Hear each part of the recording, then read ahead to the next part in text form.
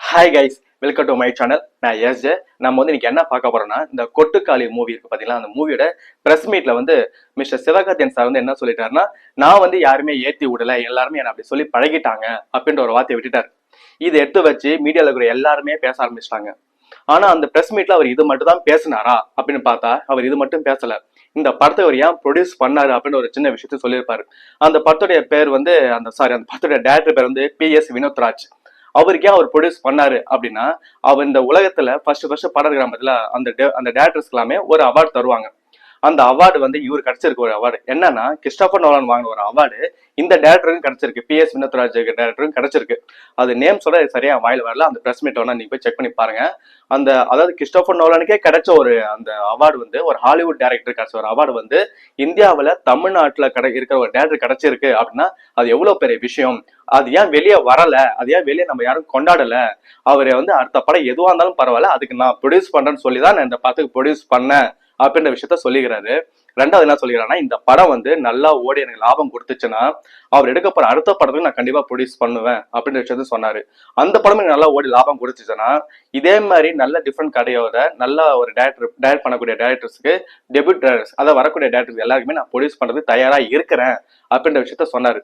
இந்த சினிமாவில் நான் இருக்கிறேன், அதனால இந்த சினிமாவுக்கு கண்டிப்பா என்னால என்ன முடியுமா நான் செய்வேன் அப்படின்ற விஷயத்த சொல்லிக்கிறாரு. இவ்வளவு விஷயம் அந்த பிரஸ் மீட்ல பேசியிருக்கிறாரு. ஆனா இது எல்லாத்தையும் விட்டுட்டாங்க. அவர் நெகட்டிவா பேசுற அந்த விஷயத்தை எடுத்து வச்சு எல்லாருமே பேசுறாங்க. இது எதுக்காக? சரி, அது பேச வேணாம்னு சொல்ல, அதை பேசுங்க.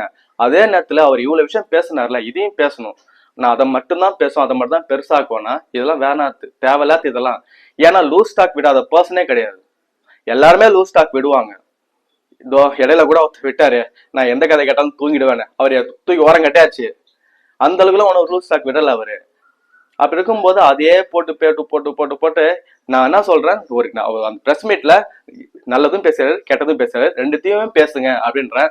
அதே நேரத்துல அந்த டைரக்டர் கிறிஸ்டோபர் நோலன் பத்தி தெரியாத யாருமே இருக்க மாட்டாங்க. சினிமா பத்தி பேசுறவங்க எல்லாருமே அவரை பத்தி கண்டிப்பா தெரிஞ்சிருக்கும். முடிஞ்ச அளவுக்கு அவர் படத்துல ஒரு சீன்ஸ் எல்லாமே ரியலா எடுக்கணும்னு தான் நினைப்பாரு. அது எக்ஸாம்பிள் சொல்றப்ப இந்த இன்செப்ஷன் மூவில அந்த ரூம் ரொட்டேட் ஆகினே இருக்கும். அந்த சீன் விஎஃப்எக்ஸ் நினைச்சிருப்பாங்க, ஆனா ரியலாவே ஒரு ரூம் செட்டப் போட்டு எடுத்திருப்பாரு. அதே மாதிரி டெனட் படத்துல ஒரு பெரிய குடோன்ல போயிட்டு ஃபிளைட் மோதுற மாதிரி ஒரு சீன் இருக்கும். அதுவும் விஎஃப்எக்ஸ் நினைச்சிருப்பாங்க, அதுவும் விஎஃப்எக்ஸ்ல உண்மையிலே எடுத்த ஒரு சீன் தான்.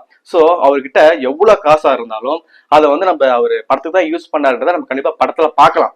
தமிழ் படம் மாதிரி கிடையாது, பாட்டுக்கு செலவு பண்றது, ஹீரோவுக்கு சம்பளமா கொடுக்குற மாதிரிலாம் கிடையாது. அந்த அளவுக்கு ஒரு டெபியூட், ஒரு அழகான ஒரு டைரக்டர், டெக்னாலஜியில விளையாடக்கூடிய ஒரு பர்சன் அவரு. அப்படிப்பட்ட ஒரு ஹாலிவுட் டைரக்டர் கிடைச்ச ஒரு அவார்டு இந்தியாவில் தமிழ்நாடு நம்ம டைரக்டர் கிடைச்சுன்னா அது எவ்வளவு பெரிய விஷயம். கேரளாவில் ஒருத்தருக்கு ரேப் பாடி இருக்காரு, அந்த ரேப் எந்த அளவுக்கு ஃபேமஸா இருக்கு, அவர் எப்படி கொண்டாடுறாங்க. ஆனா இப்படிப்பட்ட ஒரு அவார்டான ஒரு டைரக்டர் நம்ம எப்படி எல்லாம் கொண்டாடணும், அதையும் விட்டுட்டாங்க. நான் இந்த சினிமா கண்டிப்பா செய்வேன் அப்படின்னு இந்த ஓப்பன் டாக்கா கமலுக்கு அப்புறம் இவர் எனக்கு தெரிஞ்சு, உங்களுக்கு ஏதாவது தெரிஞ்ச கூட சொல்லுங்க, கமலுக்கு அப்புறம் எனக்கு தெரிஞ்ச பேசின ஒரு ஆள் இவர் தான். ஓப்பன் டாக்கா ஒரு மேடையில சினிமாவுக்கு நான் கண்டிப்பா சினிமாவில் சம்பாதிச்ச காசை நான் கண்டிப்பா சினிமாவுக்கு கொடுப்பேன் அப்படின்னு சொன்ன ஒரு ஆள் இவர் ஒருத்தர். ஆனா அதை பத்தியும் பேசல. அந்த டேரக்டரை பத்தி பேசினாரு, அதை பத்தியும் பேசல. ஆனா அவர் தனுஷை சொல்லிட்டாரு, அவருக்கு ப்ரொடியூசர் சொல்லிட்டாரு சொல்லிட்டு இதை ஒரு பெரிய ஒரு விஷயம் ஆக்குறாங்க. நல்லது பேசினா கெட்டதும் பேசணும், கெட்டது பேசினா கண்டிப்பா நல்லதும் பேசணும். நல்லது மட்டுமே பேசணும் செட் ஆகாது, கெட்டது மட்டுமே பேசணும் செட் ஆகாது. அப்புறம் யாருமே எதுவுமே பண்ணாம போயிடுவாங்க.